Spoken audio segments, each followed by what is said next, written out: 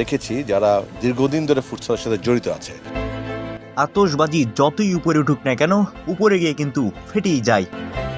ঠিক তেমনই আকাশে উঠছিলেন যেন বাংলাদেশ ফুটবল ফেডারেশনের সহসভাপতি ফাহাদ করিম, কিন্তু হঠাৎ করেই সমালোচনার মুখে পড়ে নিজের সিদ্ধান্ত থেকে বেরিয়ে আসতে তিনি বাধ্য হলেন। গত 6 দিন আগে ফাহাদ করিম তার দেওয়া একটা ইন্টারভিউতে বলেছিলেন যে এবারের ফিফা উইন্ডোতে বেশ কয়েকজন অরিজিন ফুটবলার অ্যাড করা হবে।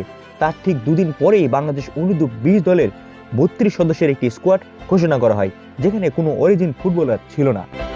এই স্কোয়াড ঘোষণার পর শুরু হয় তীব্র সমালোচনা। কেন প্রতিবারই কথা দিয়ে কথা রাখেন না এই ফাহাদ করিম? ভক্তদের এই তীব্র সমালোচনার সমাগম তার চেয়ার সরিয়ে না ফেলে, যার প্রেক্ষিতে গতকাল 6 জন অরিজিন ফুটবলার সেই স্কোয়াডে অন্তর্ভুক্ত করা হয়, যারা হলেন আব্দুল কাদির ফরওয়ার্ড ইতালি, ফারজাদ আফতাব যুক্তরাষ্ট্র, যারা দুইজনেই অনূর্ধ্ব-20 দলের আগেও স্কোয়াডে ছিলেন। আব্দুল কাদির খুব কম পরিমাণ সময় পেয়েছেন এবং ফারজাদ আফতাব তিনি সময়ই পাননি। বিতোষক চাকমা, ইব্রাহিম নওয়াজ, যারা ল্যাটিন বাংলা সুপার কাপে খুবই ভালো করেছিলেন, এবং সম্পূর্ণ দুই মুখ আমির সানি এবং সুশান্ত মণ্ডল, কানাডা। কিন্তু প্রশ্ন থেকে যায়, কেন সমালোচনার মুখে পড়ে তিনি সিদ্ধান্ত গ্রহণ করলেন এবং এর আগে কেন দলে অন্তর্ভুক্ত করা হলো না সেই অরিজিন ফুটবলারকে? এর জবাব ফাহাদ করিমকে দিতেই হবে।